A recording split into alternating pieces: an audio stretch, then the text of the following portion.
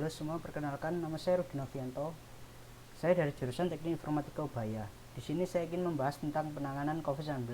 Sebelum memulai topik, saya ingin menjelaskan COVID-19 itu sendiri. COVID-19 atau coronavirus ini merupakan keluarga besar virus yang menyebabkan penyakit pada manusia, hewan, dan pada manusia biasanya menyebabkan penyakit infeksi saluran pernafasan, mulai dari flu hingga penyakit virus atau MERS dan sindrom pernafasan akut berat atau SUVT akut respiratory syndrome atau SARS. Coronavirus jenis baru ditemukan pada manusia sejak kejadian luar biasa muncul di Wuhan, Cina pada Desember 2019 lalu.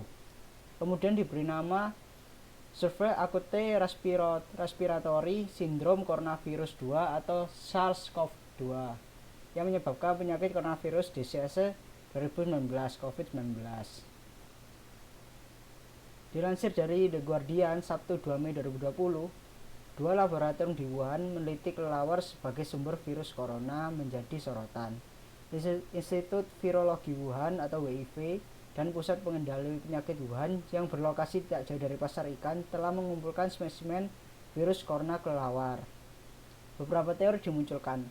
Pertama dan paling liar adalah para ilmuwan WIV yang terlibat dalam percobaan virus corona kelelawar, melibatkan yang disebut penyambungan gen. Virus itu kemudian lepas dan menginfeksi manusia. Versi kedua adalah kecobaan biosekuritas staf laboratorium dan dalam prosedur. Kemungkinan saat pengumpulan dan pembuangan spesimen hewan lalu mengeluarkan virus liar. Ini beberapa cara untuk mencegah COVID-19. Cuci tangan Anda secara rutin, gunakan sabun dan air atau cairan pembersih tangan berbahan alkohol. Selalu jaga jarak aman dengan orang yang batuk atau bersin. Kenakan juga masker jika pembatasan fisik tidak dimungkinkan. Jangan sentuh mata atau hidung dan mulut Anda setelah menyentuh barang yang dipegang oleh orang lain seperti uang atau misalnya benda apapun. Saat batuk atau bersin, tutup mulut dan hidung Anda dengan lengan atau tisu. Jangan keluar rumah jika Anda merasa tidak enak badan, karena itu mungkin ada salah satu gejalanya. Jika demam, batuk, atau kesulitan bernafas, segera cari bantuan medis. Jika menurut saya, penanganan COVID di perumahan dan di lingkungan saya sudah cukup memadai. Di sini ada fasilitas seperti penyemprotan desinfektan untuk kendaraan yang baru masuk di lingkungan perumahan, dan untuk berjaga-jaga ada tempat cuci tangan agar terhindar dari virus. Jadi menurut kamu ini solusi pemerintah dan sekitar perumahan kita ini sudah benar belum sih dalam pencegahan COVID? Menurutku ya, soal penanganan pemerintah menurutku cukup baik ya. Tapi juga ada buruknya sih. Kalau baiknya itu reaksi pemerintah itu lebih cepat untuk menangani masalah yang disebabkan sama virus ini ya, seperti pemasangan bilik-bilik desinfektan itu juga termasuk salah satu solusi yang tepat juga sih. Tapi jeleknya pembuatan keputusan pemerintah itu kurang begitu tepat.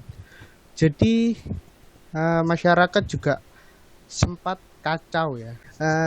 Menurutku, misalkan jeleknya pemerintah itu kurang begitu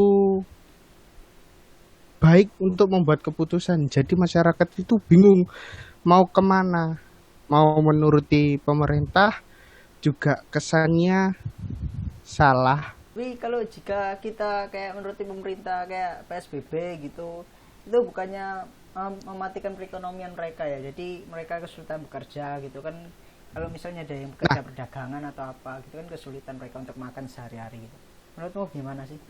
Sudah benar atau bener juga itu pendapatmu, juga setuju aku, karena menurutku ya, dengan PSBB, dengan kita di rumah aja, banyak pedagang-pedagang yang kehilangan konsumennya. Jadi pendapatan mereka itu berkurang begitu drastis, dan juga perekonomian yang ada di Indonesia juga bakal kacau gitu loh. Iya sih, betul itu. Oke, oke. Makasih Dim ya jawabannya. Oke.